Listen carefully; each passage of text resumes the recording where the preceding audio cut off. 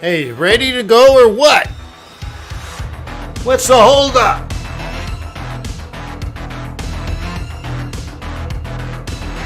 What's he doing back there?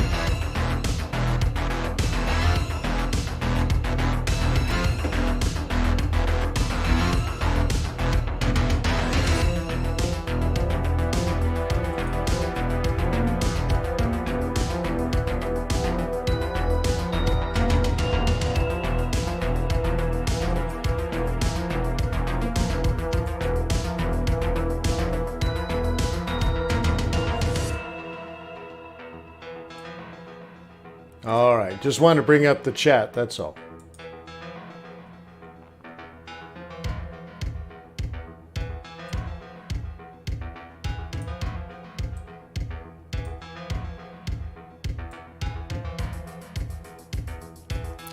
All right, I think we're good to go.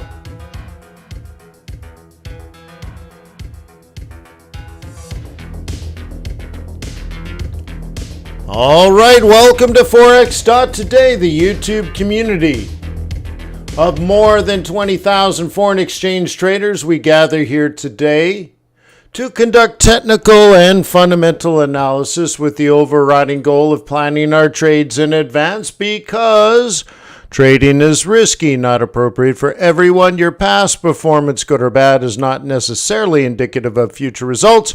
Please stay small, stay humble, focus on the long term, never risk money you cannot afford to lose. Pachow, pachow. Hey, what's up? Haven't seen you since when? Thursday or Friday?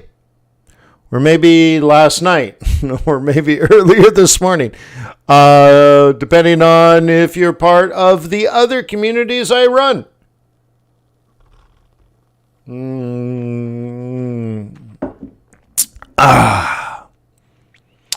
So welcome.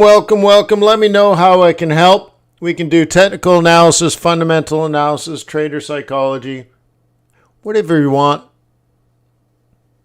Whatever you want, we can do that. Guess I should point you to my new service, officially launched last week. I'm cookied, so it thinks I'm the developer. There we go. Wait, I forget. I'm over here now. I changed monitors, so I'm over there now. All right, cool. Isn't that nice?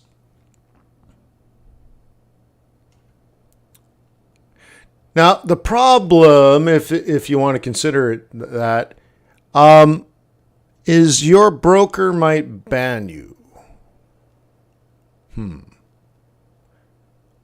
Yeah. So, you're going to need an ECN. Because an ECN doesn't benefit when you fail. Most brokers benefit when you fail. So they don't want you to have this type of technology. Trader's Way is an ECN. They simply execute your trade with straight through processing into the interbanking system. So you're going to need a broker like Trader's Way, so you should check it out. I'll show you Trader's Way in a second. But I don't know. What do you think? Do you like this type of analysis done for you? Yeah. Cool. Then you should try traders.co. It's live. There's a couple of videos that you should probably watch. Oh, can I get out of this? There's one at the top of this page. Right here. And then when you get started, this is more of a tour. 61 cents a day is where the subscriptions start. You should check it out. But like I said, you got to be careful because I'm telling you, the technology is really good. Okay. So I highly suggest you consider using an ECN. The one I've been recommending for 10 years is Trader's Way. Okay. They don't trade against you, so they don't care if you have an edge in the market. They don't care if you have great technical analysis and thoughtful trade planning. In fact, they want you to do that because they actually want you to succeed. Again, most brokers benefit if you fail. Trader's Way wants you to succeed. They need you to succeed. So they're like, any help is wonderful. Cool. And then lastly, probably if you want to automate not just your technical analysis, but your fundamental analysis. So your trade planning looks like this. Oh, that one doesn't click, huh? Your trade planning looks like this. Okay, that's all beautifully automated.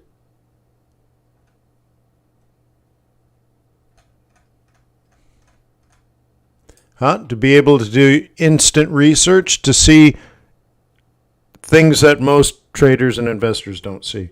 The underlying intrinsic trend. It changes constantly, but it's like the current in the sea. When you're on a boat, you can't see it. You can't see the current. So you're going to need the right tools that can detect it so you can make the right decision. And so anyways, there's wonderful, wonderful, wonderful tools available to you now. There's no excuse for you to be trading like an amateur.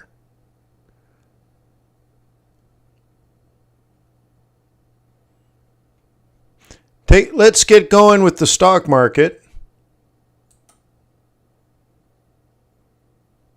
Okay. Holy smokes. So we were right here, and this is, I think I called it the Alamo. The Alamo. Oh, hey, Peter. Just saw you in there. Welcome. Peter, how come you're not in my CIA? We meet on Wednesday. Seems like portfolio management and construction is right up your alley.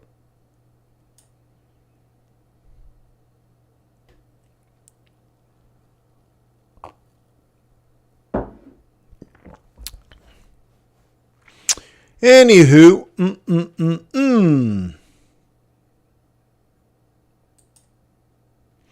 Okay, where are the resistance lines? Well, normally on this time frame, which is like a swing trade, I would be thinking this is what is resistance. So this is quite an interesting move here.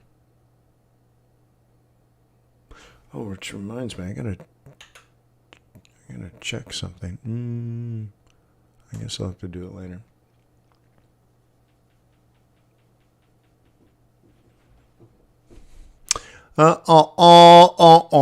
So definitely some risk on.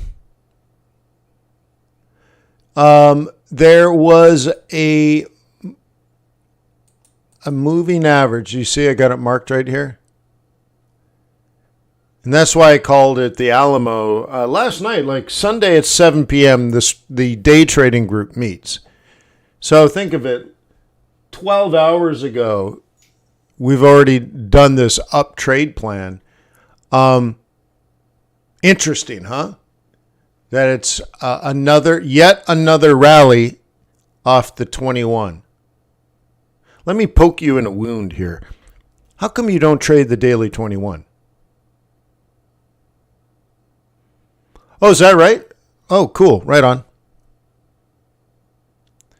Yeah, I'm going to build a new website dedicated to the council. Right now, it's Investor Bootcamp. Let me just bring it up. Investor Bootcamp. It's not published anywhere. It's not promoted anywhere. I don't want it to be a big group, but I will move this over so it has its own independent website.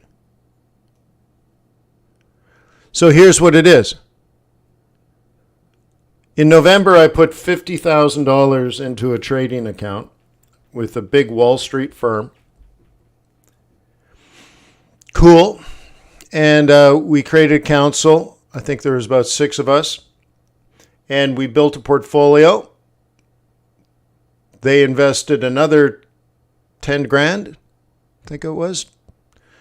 Close to 10 grand. And so it's been, 3 months? And we're up to about 65 grand, maybe a little more, maybe a little less. And I think about 65 is the number, which is really cool. And so I teach you how to construct and then manage the portfolio. And about 50% of the return is in cash, which means if it was a retirement account, you could live on the cash and never spend the principal. Or if you are a nonprofit, you could spend the cash and never touch the principal. If you want to have a charitable cause, you can donate the cash to charity, but never touch the principal. My goal for the council is to ensure the money lasts forever, generations after I'm gone, says Wayne. Yeah. So anyways, very, very basic site. It's really ugly site, so it needs to be updated. But the bottom line is I put in real money. I teach you how to trade and invest in stocks, and then I teach you how to build and construct portfolios to achieve your specific goals. And in this one, my goals are low volatility and high income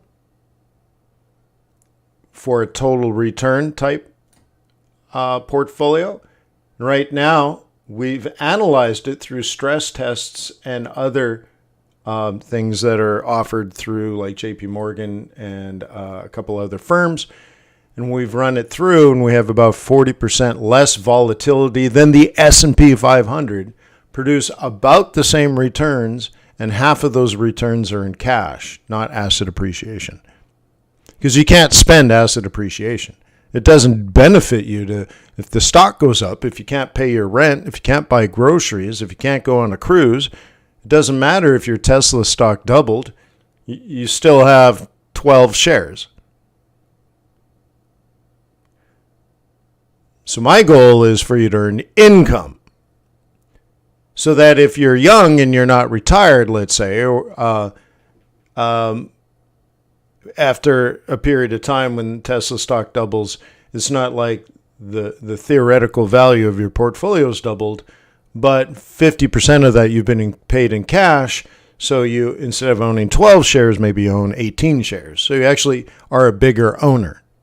You own more. You compound. You grow. And that's the point. So anyways. Most people in the council are learning how to manage their own retirement accounts. And for those that want to learn how to be a hedge fund or so I manage 3 endowments now. So if you want to learn how to do that kind of stuff, that's my contribution to society. It's the endowments are nonprofits. So I do it for pro bono. Yeah. Cool. So that's what the CIA is about. You should join. But I'll warn you, if you join and someday you decide to quit, you can never come back.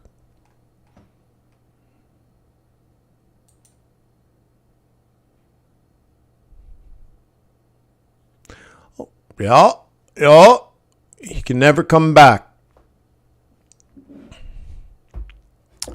All right. Here's another sort of line in the sand that we looked at yesterday or last night before the green on the screen. Before the green on the screen? Is this idea, once again, like these lines here are your Alamo lines. Okay? And what I mean by that is there is no other fallback position. Peter's like, very nice. Yeah, you know what? It's actually remarkable, Peter, because in the meeting, we log into my account. We look at the trades. We look at the money. We look at, so we're going to have discussions this week about rotation based on changes or perceived changes in beta, based on what the summary of economic projection tells us.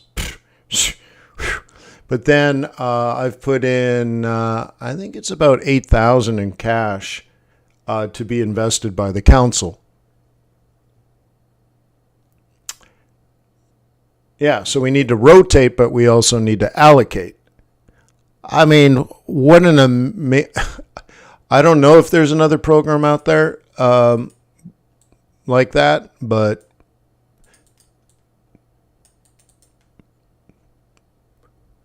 I doubt it. Managing my corporate pension fund.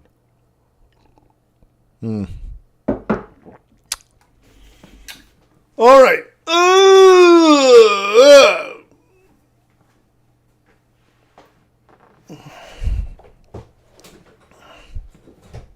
Yeah. So if anyone wants a track record, you're like, man, I need a track record of success. I'm going to turn 50 grand into $1 million by the end of the decade. And that would be your track record too.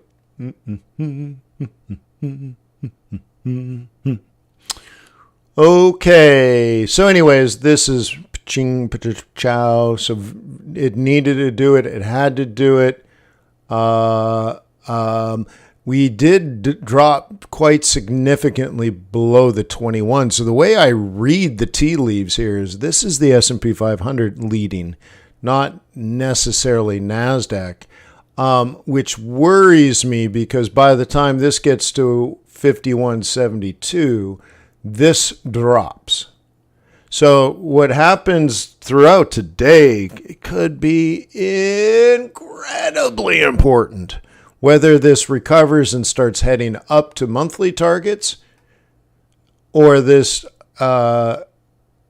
collapses going into the Fed meeting. Frankster, Frankorama.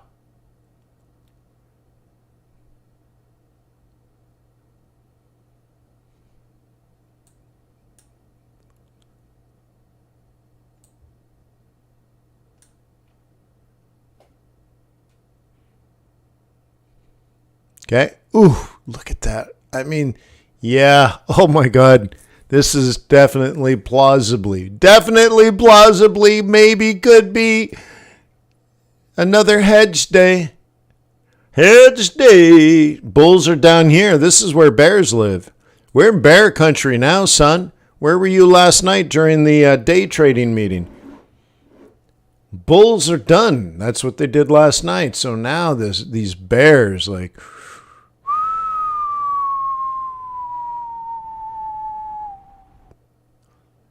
wowzer.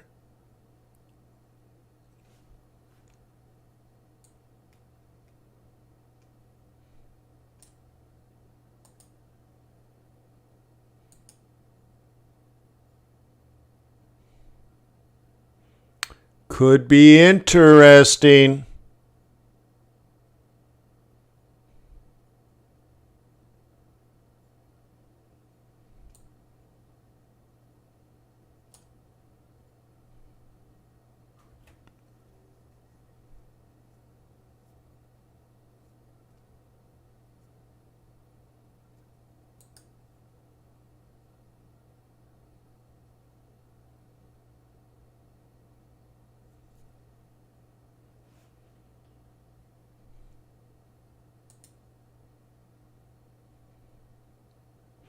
Very interesting. Very, very interesting. All right, so let's do some commodities, eh? Or unless you want to do something. Hey, good morning, David. David, we meet every month because we have a recession model that's predictive of recessions faster than the common models.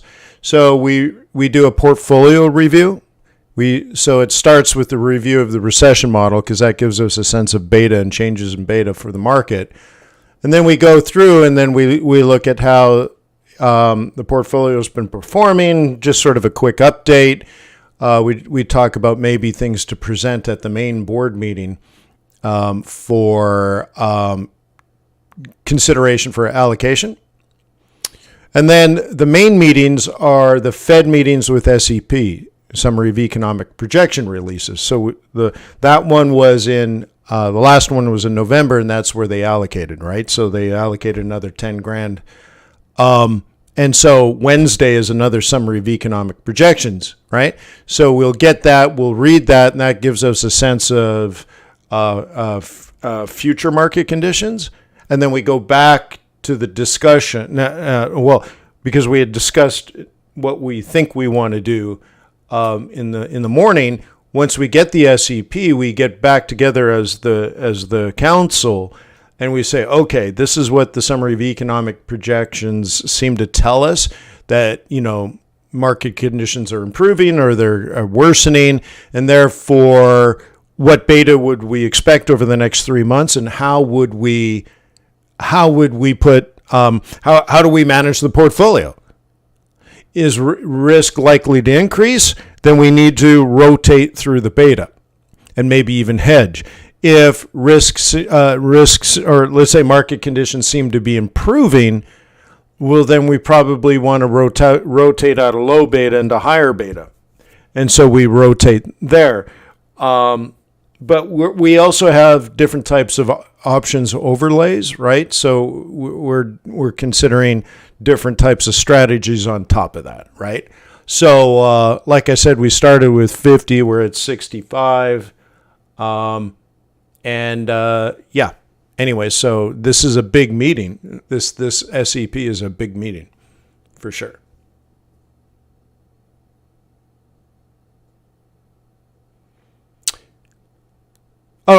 So yeah, do you get today's email? Well, I sent it to everybody already. And I think I need to kick the server, so I have to spend some time on that today. So you may have gotten it, you may not have gotten it. But what I did is everyone that's on the Whisper list was emailed today's email, but they got it through the Whisper list and not the server. And so anyways, I got to go kick the server and double check everything. But the general answer is yes. If you're not on the Whisper list, no. But if you sign up today, you'll get tomorrow's email. And it comes out around London lunch.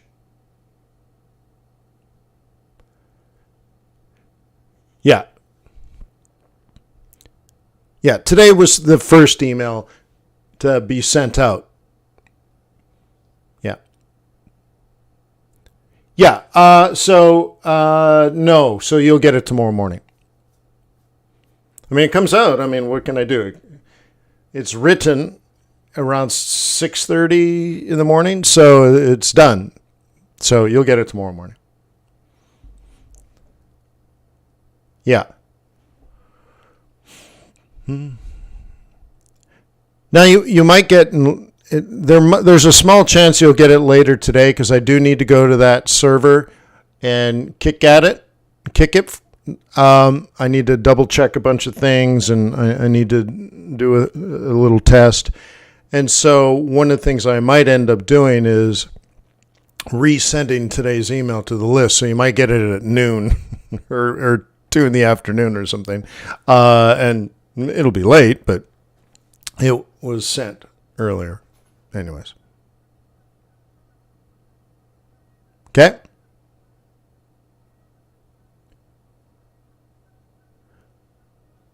All right.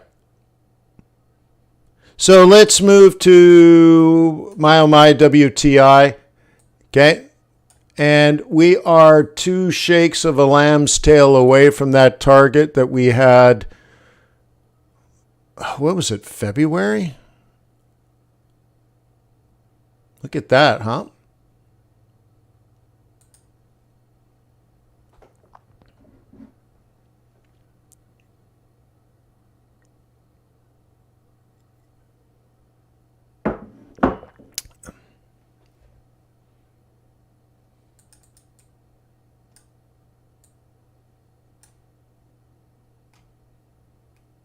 Okay. So typically what you would do here, let me get my drawing tool, my handy dandy notebook. Okay. There's a potential for a role reversal. That's one thing I'm looking at.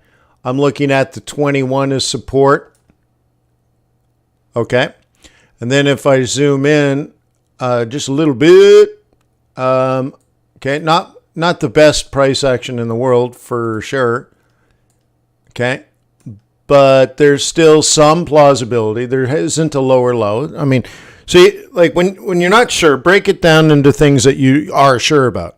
Has this made a lower low? No, it has not made a lower low. All right, so can I be a bear? No, you cannot be a bear under any circumstance. Okay, so then you have sort of like a plan A like this.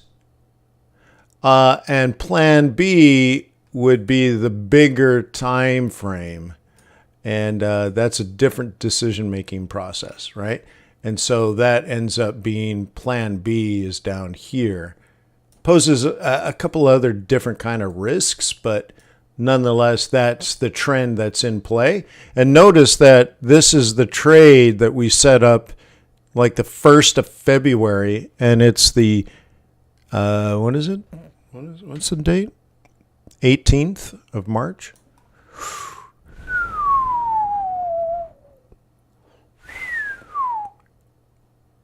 Huh?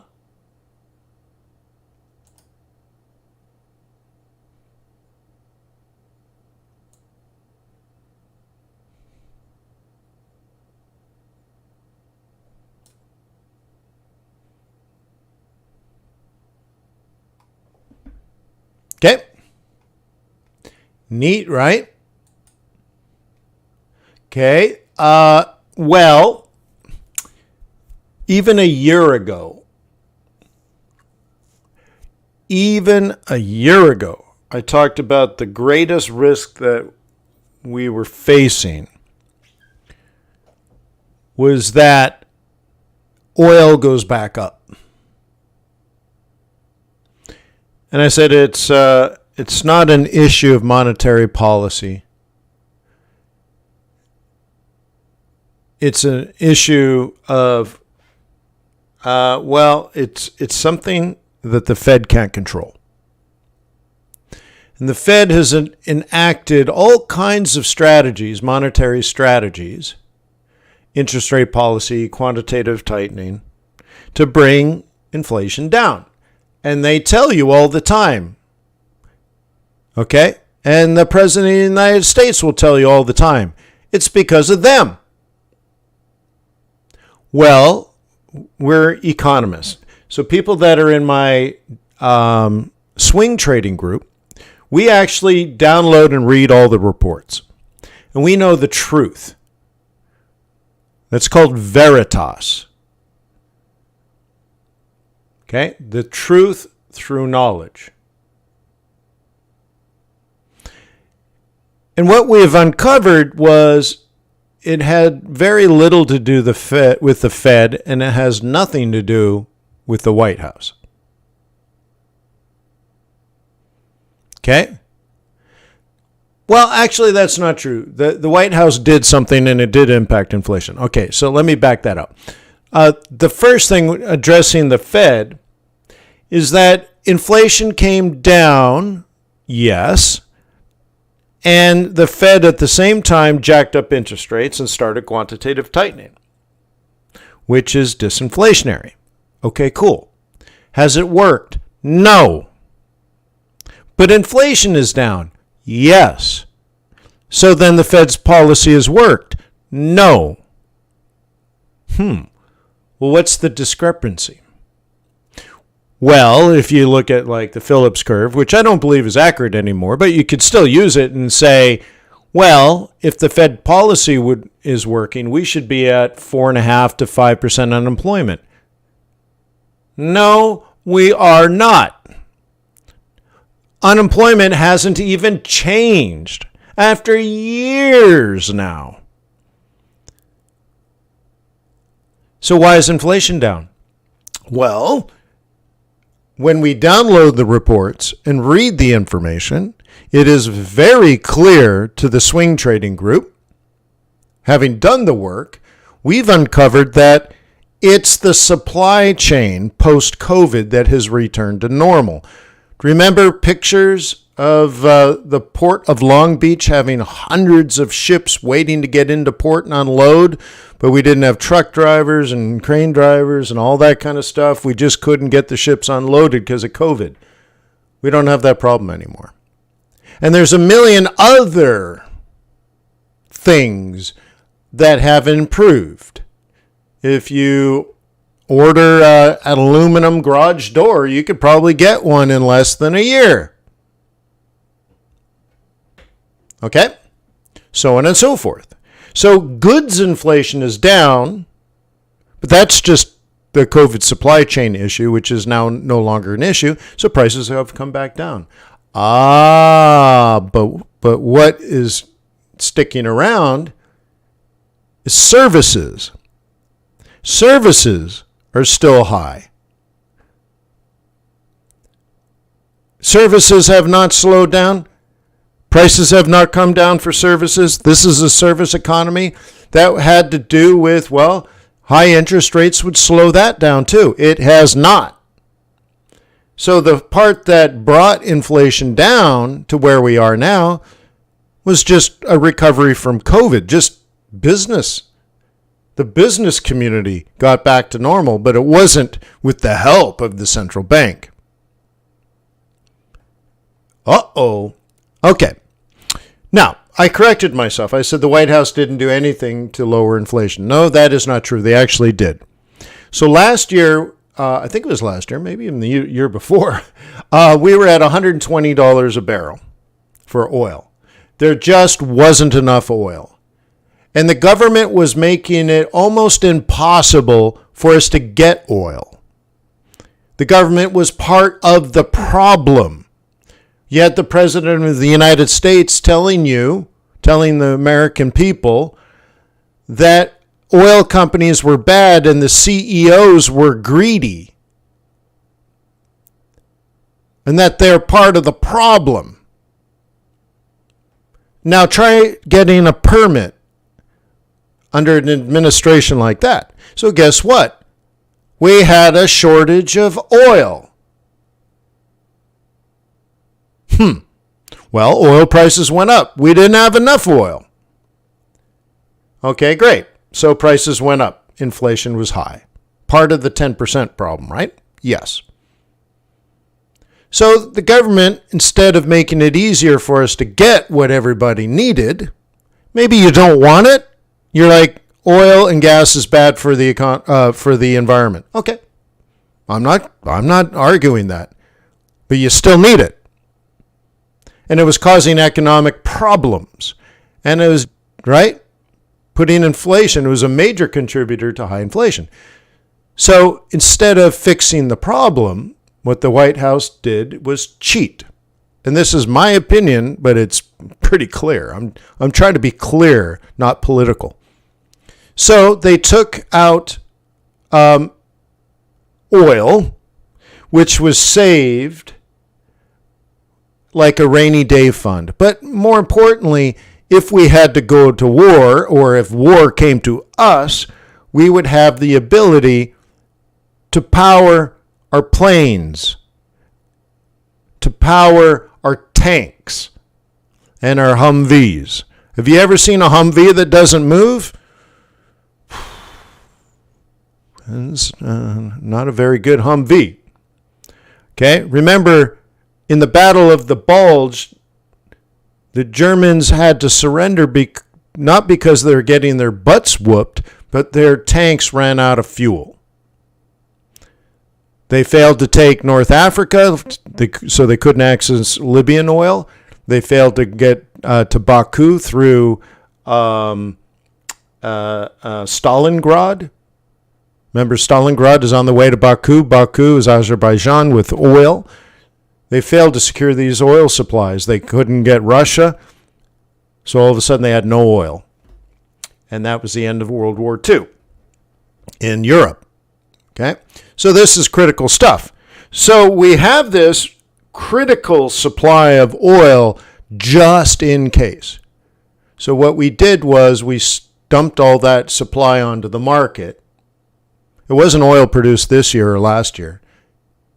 It's like surviving on your credit card or selling your retirement portfolio because you need the money to, I don't know, whatever. It's just an incredibly bad idea, but the consequence of it is, well, if you had Russia thinking about invading a country, it could say, well, we know the Americans don't have enough fuel for their tanks and their planes, so they're going to be weak as a defense. So I don't like that, right? But the supply in the market went up dramatically, many millions and millions and millions and millions and millions and millions and millions and millions and millions and millions and millions of barrels. And we got to the point where there was so little oil in storage that the storage itself was going to collapse under its own weight because it's designed to hold oil. But there was so little oil that you couldn't drain anymore without actually destroying the storage. Like, think about that. Oh, whoa. And prices came down. Okay. Let's fast forward to now. What if oil prices go up again?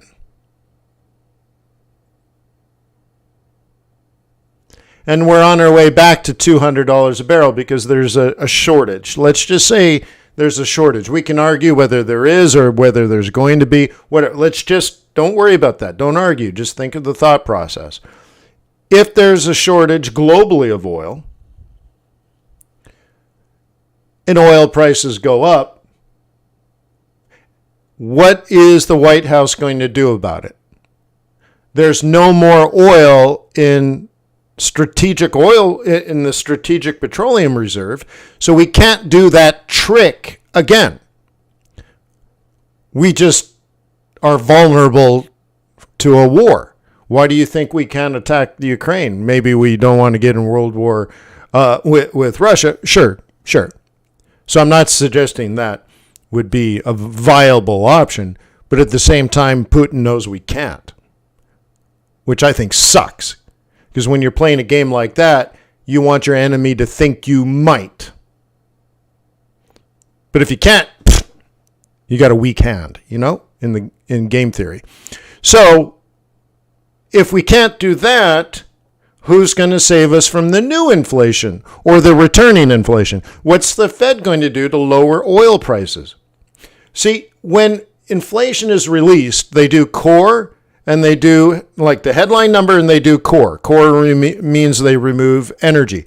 Now, the media tells you they do that because it's too volatile. No, that's stupid. That's not why it's there. The Fed removes energy because they don't impact energy. I mean, maybe indirectly, where the Fed could have a monetary policy that purposely puts us into recession and that slows growth and that slows demand. Okay, sure. Okay, but it's a consequence. It's not a policy. It's, what would the Fed do to lower oil prices? Well, why would they want to lower oil prices? Well, they're worried that you pay too much money for gasoline at the pump. So imagine they enact a policy in which you lose your job. And they're like, oh, well, it's cool. Don't worry about it. You lost your job. You have no way to pay your mortgage. You have no way to buy food. There's no way for you to buy medicine. But the good news is the cost of gasoline is going to come down 10 cents. Okay? But you're going to have to sell your children to the circus.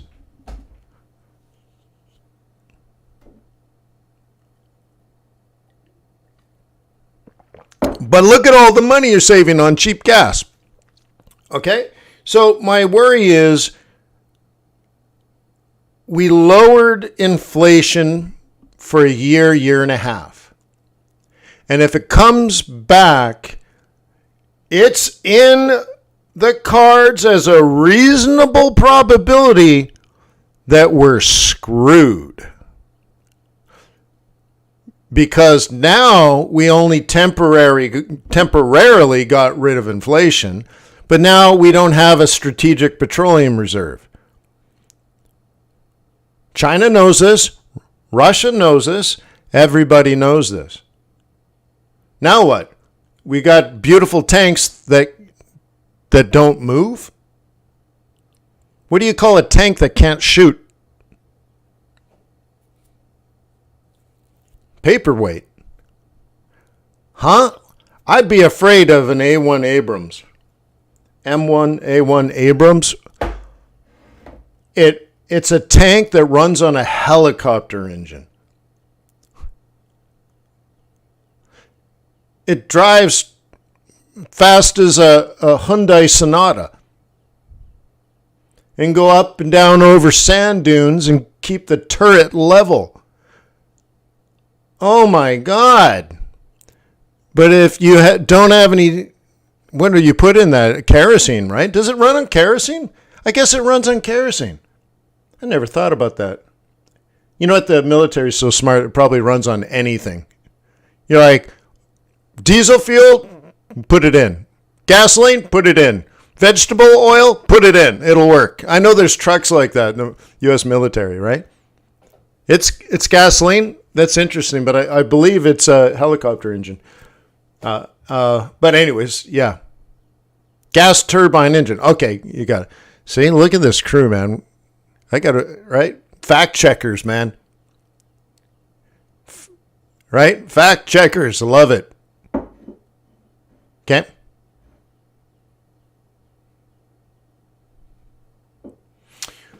So anyways, look, there's some real risks here. Okay. But this is why we have fundamentals, so we can not look forward, but look into the future. Okay. You may not look forward to the future. Cool. Then we do technical analysis. Okay. Somebody asked me over the weekend, hey, I have QuantBox. Should I get TRADARS too? Yes. Okay. You need the full toolkit. You need to be the real deal. Okay. Fundamentals and technical. So we go over the fundamentals and we think about what is, what may be, and why. And that's very important to me as an investor in particular. Look, I even have a notebook with the CIA logo.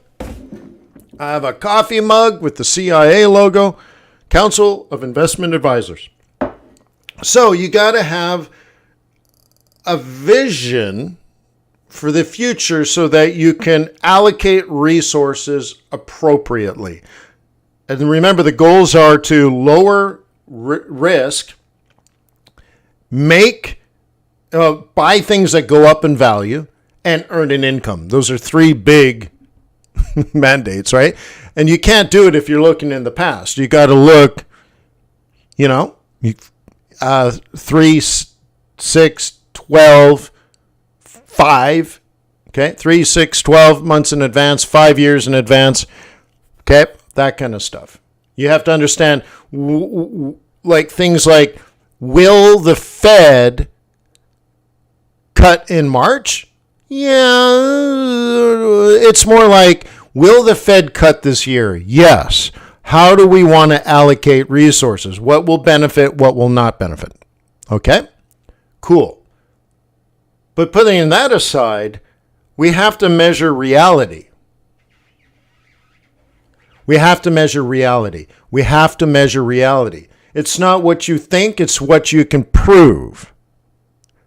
The fundamentals are for you to understand when there's a change in the market. And David Pegler many years ago did a training video called Todd, I think it was, right? What what was it? Time of date? No, there was one. This change of trend. So it would be COT, right? Anyways, he did FX Bootcamp video on change of trend. Well, when you incorporate fundamentals, you know, what does the change in trend mean? Is it a short-term change or is it a long-term change? Is it going to change for 2 days, 2 weeks, 2 months, 2 years? All of it is possible. And so now you can assign weight to the technicals. Otherwise, you're just living at the mercy of a 2155 cross.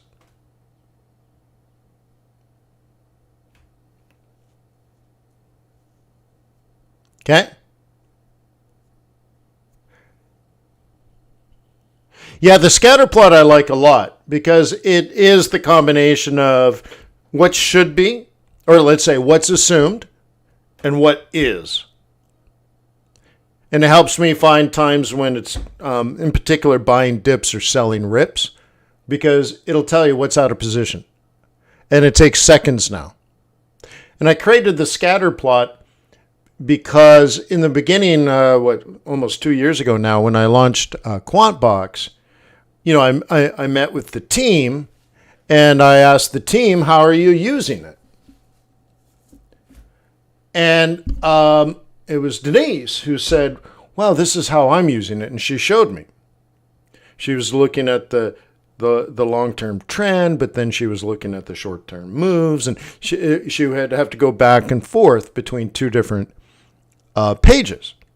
And then so I kind of adjusted it a little bit, and I took those two pieces of information because of her feedback, and I put them on the same page. So I'm like, okay, this will save you time. So now what you can do, Denise, is sort all of this and then sort all of that, and then you can go through and then you can think about it and then go to this pair and see if something exists, or go to that pair and then go to that pair and then go to that pair, and it would still take her about 20 minutes. I'm sure of it because it was the right thing to be doing, but the information was around. And then I created the scatter plot. And it just does everything automatically. And so it was probably, I'd say a half an hour for her. Then I got it down to 20 minutes. And now it's 1 minute. I mean, actually less, but 1 minute. A 30 to 40 minute process is now almost instant. Holy smokes. Yeah. It's one of my favorite pages.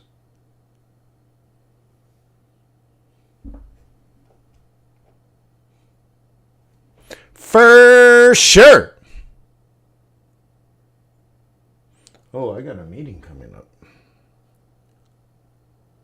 Let me check this. I have to go soon.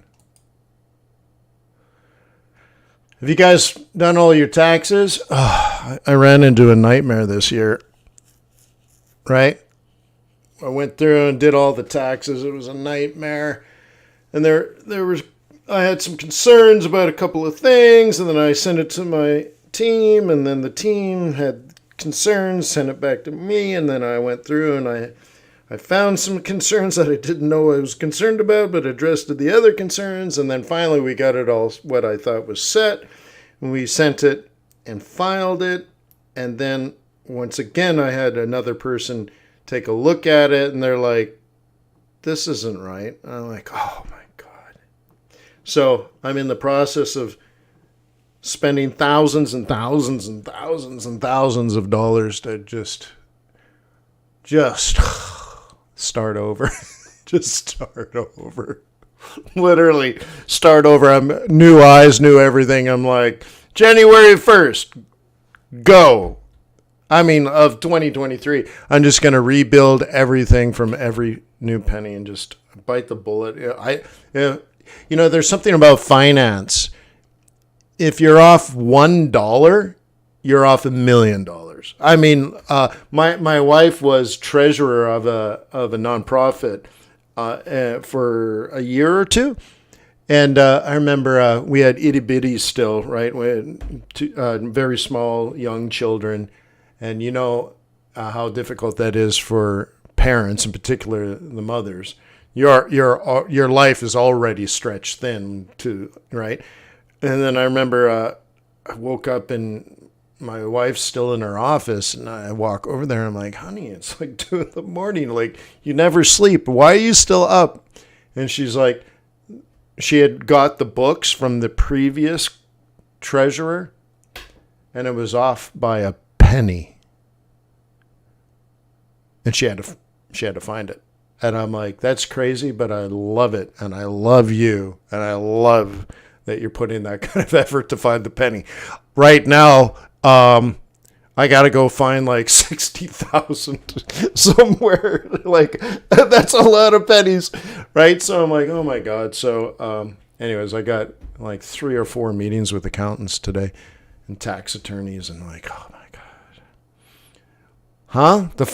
This is why, when I meet young people and they're like, oh yeah, I want to own my own startup and I want to raise millions of dollars and I'm going to become a billionaire, and, running a small business is not cheap and it's not easy, but you should do it.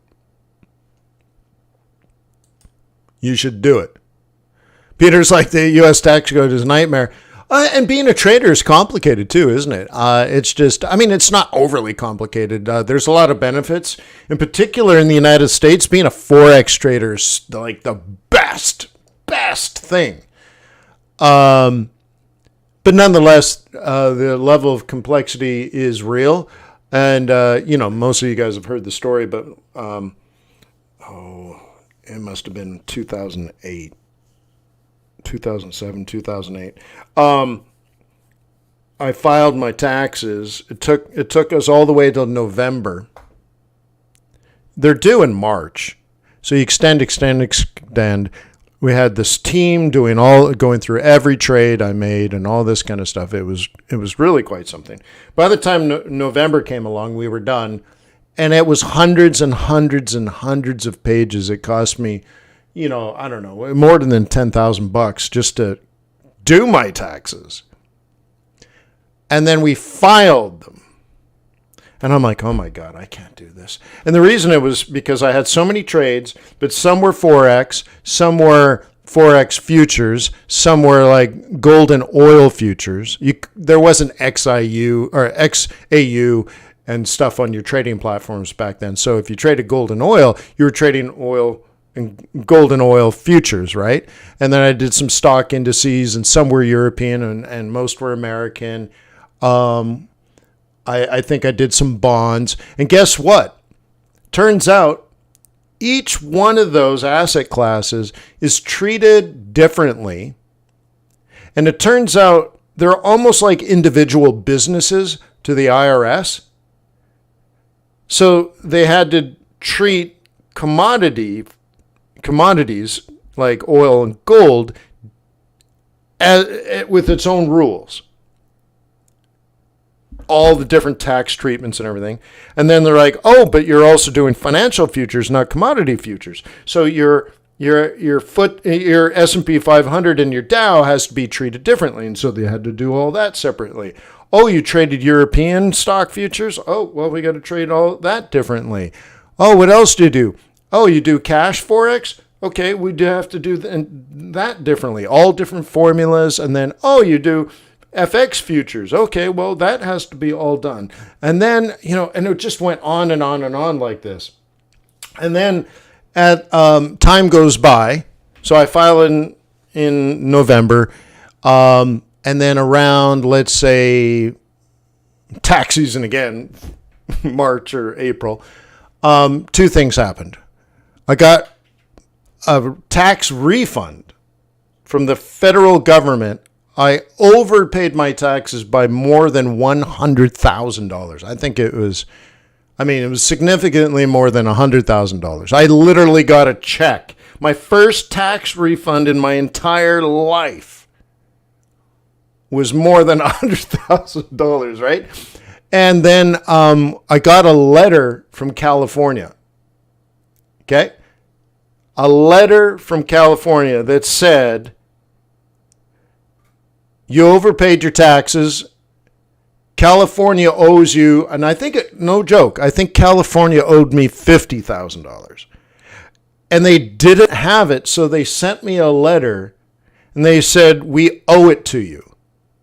The state of California owes you, Wayne McDonald, FX Bootcamp, $50,000, but we don't have it. And I'm like, so going back to like, who said it, Peter, right? Holy smokes. That level of complexity changed the way I traded. By the way, I did get my $50,000 from California. It was like, maybe 4 or 5 months later, they finally gave me my $50,000. No, was there? I was going to say no interest, but they might have actually paid me some interest. But nonetheless, like that complexity puts small businesses out of business, right? And the cost of that was ridiculous, right? Just absolutely ridiculous. So that's why later on I focused everything on Forex. Okay? Everything on Forex. And I even relabeled my charts. So when I traded Aussie dollar, on the platform I traded with back then, GFT Dealbook 360, you see these little tabs at the bottom that say like S&P 500 cash, WTI 4 hour. I was able to change the name, and I don't think I can do that here. No. And so instead of Aussie dollar, it said gold. Instead of USD CAD, it said oil. Okay. And then I think for S&P 500, it was euro yen.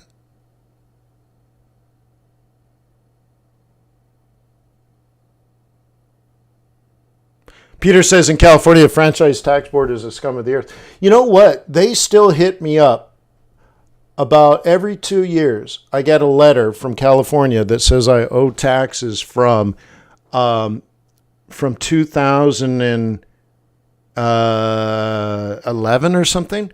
I didn't even live in California. So I'm like, this is a scam, isn't it? So I talked to one of them once, and they're like, and I'm like, I don't even live there. And they're like, well, you need to fax us your articles of incorporation. And I'm like, I'm sorry, what? They're like, you need to fax us your articles of incorporation. I'm like, all of it? Well, it's like 50 pages. Why would you need to know page 28? Like, why don't you just look up my federal tax ID number? Why don't you look up my state tax ID? And they're like, no, fax us all your sensitive information. I'm like, oh, let me think about it. No, click. But every 2 years I get a letter. Yeah, it's weird. They're like, yeah, just pay us, $1,200. It's no big deal. Yeah, but, So what do? Do you not bribe the prison guard? If you're the prisoner being, harassed? Tough decision.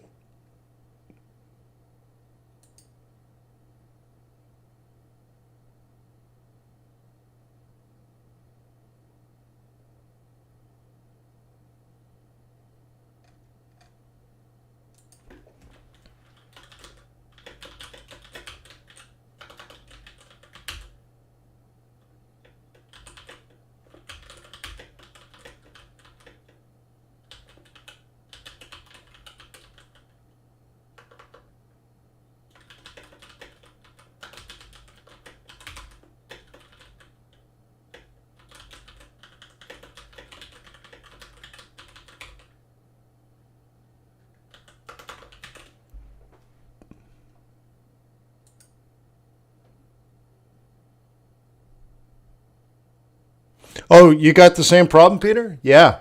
See? Whew. All right. Taking a look, gold technically is bearish.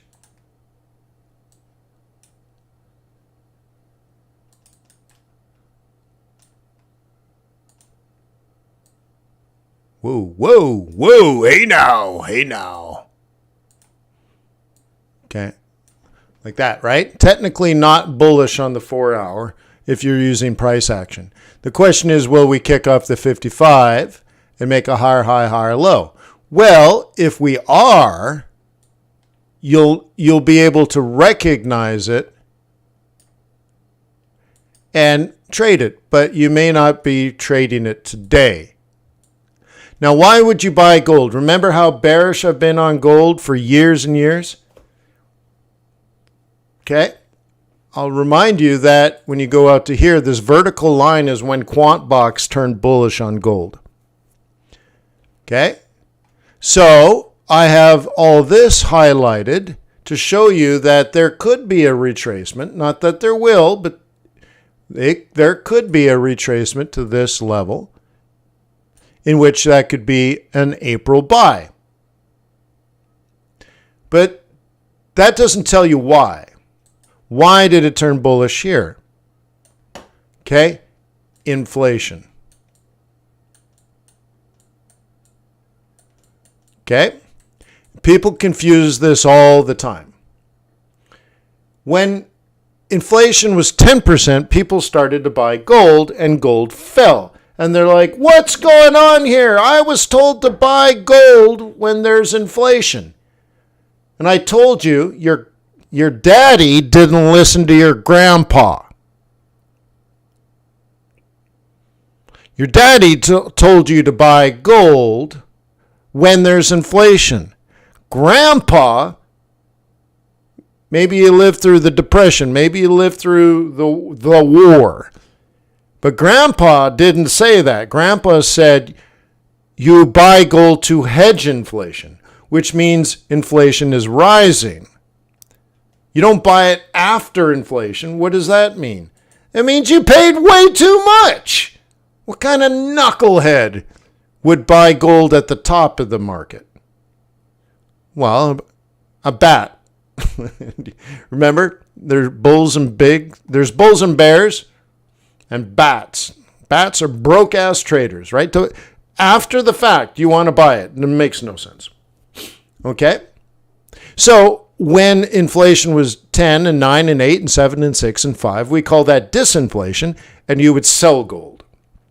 So now we're creating a little bit of a bottom, and it started back here. Thank you, QuantBox.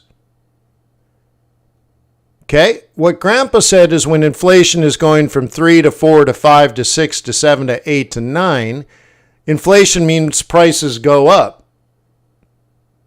So you buy gold because the price of gold will go up. Well, pretty much the price of everything will go up, but for some reason people like gold. Great.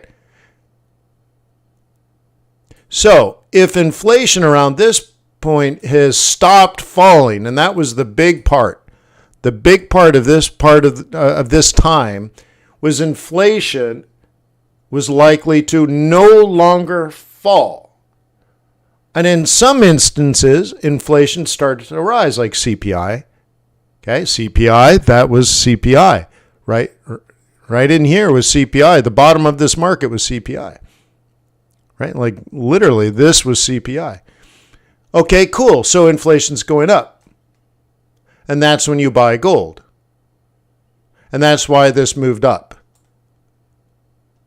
And so our trick is if inflation's going to continue, okay, then that's what we're going to look at. Maybe. Or some version of that. But you have to understand the why.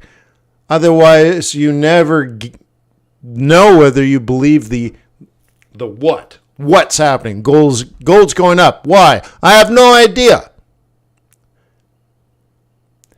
The worst part of it is some people believe it's going up for completely different reasons, and they believe they know why. And it may not be accurate or even true.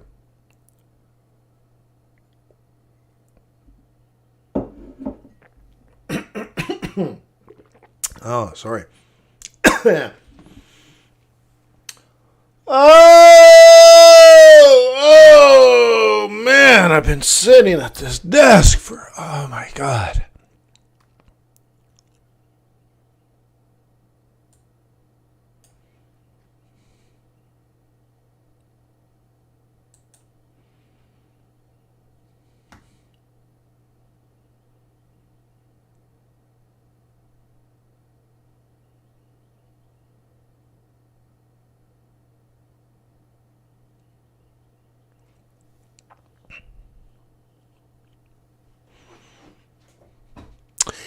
Yeah, I guess so, Peter. Like I think it's extortion, to be honest with you.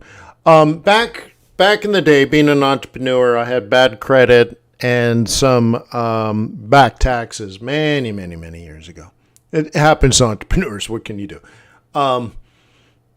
And there's no doubt in my mind, as I paid everything off and got back, to clean, if you will, I got back and caught up. There's no doubt in my mind they extorted me. Where they came back and they're like, oh, well, and I'm telling you, 6 months after everything is cool, they come back. They're like, no, well, this year, even further back, you still owe us $1,200 for that. They never once asked for it. Never once. But now that I'm paying, they came back like, oh, for this year, we think you owe us $1,200. All right, here's $1,200. And then 6 months after that, oh, hey, do you remember 8 years before? Yeah. Well, you owe us $800 for that. And I am not joking. They would come back and like, well, we can just open up an audit. How does that sound? Or you just pay the $800, which is cheaper for you. I'm like, Jesus, Murphy, this is straight up gangster mafia style. Yeah. And I knew somebody who owed back taxes. It was funny. So he cleared out his bank account because he knew what they were coming, right? So he cleared out his bank account and he left something like $8 in his bank account to keep the account open. I mean, it was less than $20, right? And he went to use an ATM once. And no, that wouldn't have been right. Well, anyways, that's the story, I think. He went to the ATM and there was an they wouldn't let it. And anyways, so I don't, now the story doesn't make sense. Maybe it's just a story. But let's say that there were the money, they took maybe it was $30 or something, right? But anyways, they took everything. They cleaned out the $28 or whatever. The $8, $18, $28, whatever it was. It was very minuscule, and the government took that. You're like, what?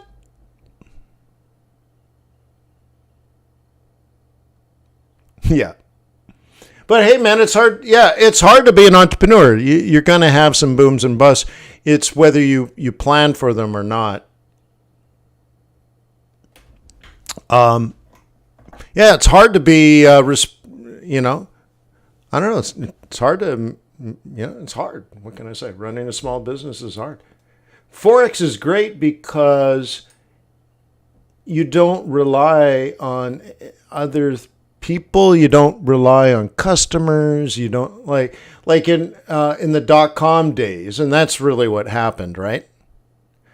In the .com days, I ran a startup and I got devastated by the .com burst. And it was fast. Suddenly, people stopped paying me, like all at once. It was, right? It was dramatic. It was fast. Like, I'm telling you, like, January was good. February was very bad. March, I'm out of business. It was crazy. Suddenly, nobody had money. Even like Silicon Valley Bank was one of my sponsors. And holy smokes, they're out. My other groups were out. And this group was out. And that group was out. And my investors were fleeing. And it just hit you all at once. And faster than you can imagine, I'm just out of business. And so I nearly went bankrupt keeping my employees on.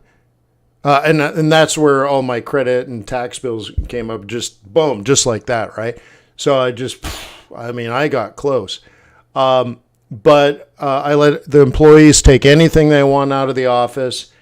And I still had printers and PCs. I had 5 printers, 10 PCs and monitors. Back then, that was a big deal. I had like 100 chairs. I had furniture in the break room. I had office supplies. And I just advertised on Craigslist. Any nonprofit that needs these things, come and get them. And I donated everything to charity. And I got all their tax forms so I can write all that off. And I just took a bloodbath financial loss. And then it was something I'll never forget. Walking out the front door, turning off all the lights in the main gathering rooms and stuff like that. It was a cool place. I turned all the lights off. I went out to the front door, right? I locked the front door and I slid the keys through the mail slot and walked away with no money. You're like, yeah. Hey, that's life, but I took care of my team.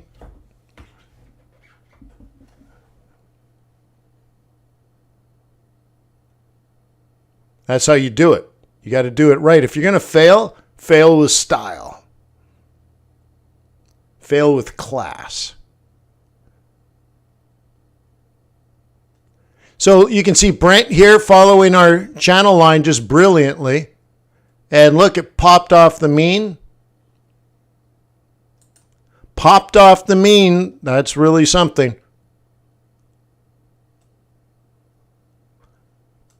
Take a look at some dollar pairs. I'm going to skip the yens today. The reason for it is tonight, between 10 and 12 Eastern Time, we have a Bank of Japan meeting and we have a Bank of Australia meeting. Interest rate decisions. So you do you. I've already talked about everything. Right? Remember this one? I'm going to move my stop a little closer.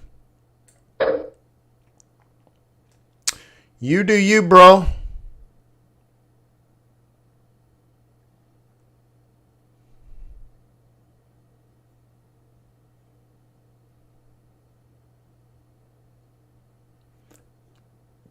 Okay, Richard says RBA is going to hold. Okay, so what do you think Aussie USD is going to do?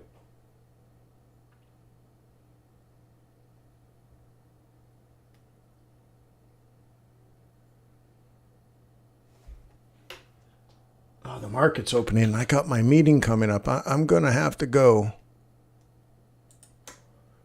Okay, what do you think?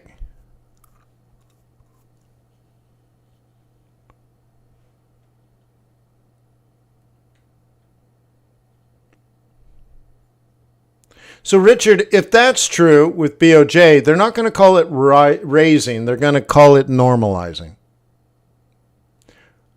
Okay? So, Richard says if the RBA is going to stay the same, they're not going to raise interest rates, and the Aussie dollar is going to fall. Let's see if that's true. Okay? Now, Richard might have an opinion. Maybe he's done deep research or somewhere in between. Okay, we can draw the following conclusions about the expected movement of Aussie dollar based on the last 12 RBA rate decision events in Australia.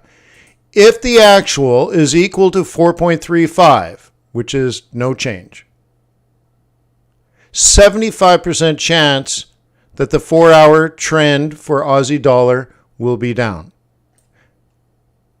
Okay, and you can see it here.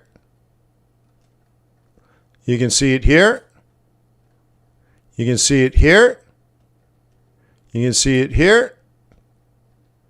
Okay, you can see it here, so on and so forth. Is that good to know? July, August, September, October, November, December. Huh. Good to know. Don't you know? Well, now you know, you know.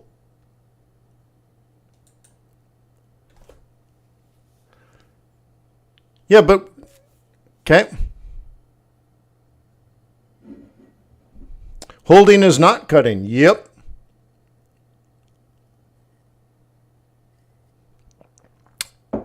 Eskimo Maniac says the $19 Traders Plus active service only available for TRADARS Plus. What? Active service only available to trade. No. Let me show you. And then I got to go, guys. I got to go. But let me be clear. Hang on. Let me move this over, and then we got to go. All right. TRADARS.co. Get started. All right. Okay. The email version is 61 cents a day. Every single day you get 10, 11, 12 trades, depending on what actually happened overnight. They're full trade plans. Beautiful. 61 cents a day. Now, if you do the online subscription with daily email, you get access to the online tools plus the email included. Thus the name online subscription with daily email. So you don't have to do this and then do that. Same thing, TRADARS Plus gets you the daily market setups email. This gets you the daily market setups email. And this is the daily market setups email. So if you like the tool, but you don't have a lot of money, or if you want to test it out, you just want to try it out, see if you like it, subscribe. Okay? It's kind of like a demo. Traders Lite. I mean, you're getting like a dozen trade setups every morning. For crying out loud. It's incredible.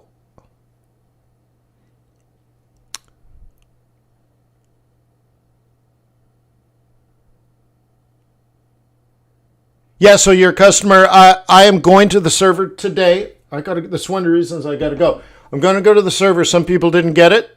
So I'll check out and see why and fix it. And you might get the copy. If I can resend it today, I'll do so. If you are on the Whisper list, I sent it to you. Okay. Okay. And, or you have to wait till tomorrow. Okay. Yeah. All right, guys, that was real, but I got to jump, babe. Oh my God. So huge Asian trading session today. Huge Asian trading session today. Be very, very, very careful. Okay. Be very, very, very careful. There will be volatility. Okay? Cool. Peace on earth. May the pips be with you. May your profits be above average. You have a wonderful day now, you hear? All y'all.